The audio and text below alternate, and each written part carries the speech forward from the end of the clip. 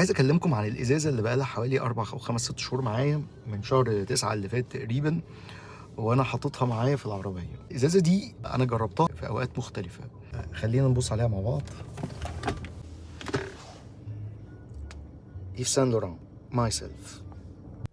في ناس كتير اول ما شافت العلبه دي افتكرتها ازازه برفيوم حريمي، افتكروها ليبر، لكن مكتوب عليها ماي سيلف.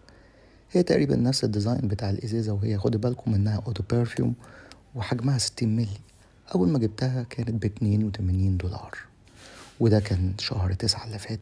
الازازه دي مش ناس كتير جربوها. الازازه دي يعني لو اتجربت فهي كانت تجربه مثلا رشه كده وخد بعضه ومشي، فما علقتش مع ناس كتير، محدش مثلا خدها تجربه طويله. حتى الريفيوهات اللي كانت موجوده عليها كانت كلها ريفيوهات سلبيه، خلت الناس حتى اللي عايزه تشتريها ما بقتش تفكر انها تشتريها بسبب الريفيوهات اللي ظهرت عليها.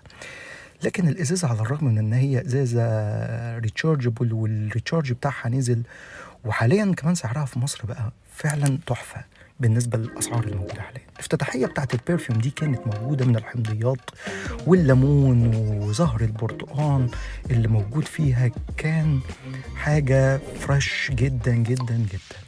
والاورنج والحمضيات اللي موجوده وزهر البرتقال بعد ما بيبتدي يخف شويه ويبتدي يهدى، بيبتدي يظهر معاه الزهور او الورود البيضاء. وكان الزهور والورود البيضاء دي تعتبر من البرفيوم القليله جدا اللي ينفع تكون رجالي، لان معظم الزهور البيضاء لما بتتوظف في البرفيوم الحريمي اكتر من البرفيوم الرجالي.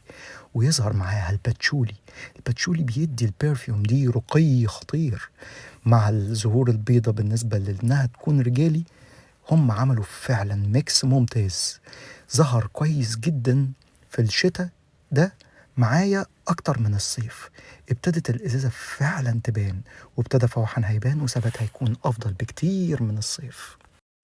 وعشان كده كنت دايما بقول للناس بلاش تحكم على ازازه برفيوم بمجرد ان انت جيت رشيت منها رشه وما عجبتكش، او حسيت ان انت بعد شويه مش شاممها، او رشيت رشه على الهدوم فما حسيتش بيها. ده مش هيكون حكم صح على الازازه البرفيوم. لازم على الاقل تقعد معاك فتره طويله وتجربها في اوقات مختلفه، وتجربها صبح وظهر وليل، وجربها شتاء تجربها صيف. ما عجبتكش تستنى عليها شويه لغايه اما تلاقي الوقت المناسب اللي ينفع تحطها فيه. وعلى الرغم من الريفيوهات السيئه اللي خدتها الازازه دي بدون ما ناس كتير تجربها، حكمت عليها من غير ما ان هو يقتني البرفيوم دي وتبقى معاه وقت طويل، انا عايز اقول لكم ان الازازه دي فعلا يعني حاليا انا شايف ان هي مميزه منفرده جدا، مفيش حاجه شبهها.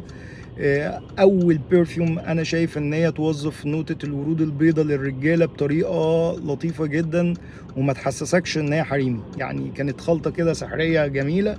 انا شايف ان هي نجحت ماي سيلف في انها تعمل الازازه دي.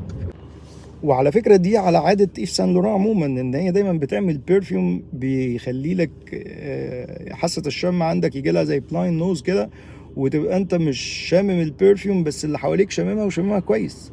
زي ما حصلت في الواي ناس كتير قعدت تقول هي ادائها مش كويس. لا، اداء الواي الاودو برفيوم بتاعها ممتاز جدا، بس انت بعد فتره من ان انت حاطط البرفيوم انت مش شامه، لكن الناس كلها شماك عليك كويس جدا. بيختلف من شخص لاخر وممكن يختلف من جلد للتاني، لكن انا شايف ان هي لا، ادائها كويس في الوقت ده، وثباتها وفوحانها كمان كويس، والسعر اللي نازله بيه اصلا حاليا مقارنه بالاسعار اللي احنا في الوقت اللي احنا بنتكلم فيه ووقت نزول الفيديو، لا ده ممتاز. لان هي ما حصلتش الرقم اللي هو كان اول ما نزلت جت بيه، لان دايما البرفيوم لما بتنزل اول مره وبتبقى بره بتنزل بسعر غالي، وبعد كده بتبتدي يتعمل عليها الاوفرز. فهي حاليا وقت الاوفر بتاعها لطيف. بس شكرا ليكم.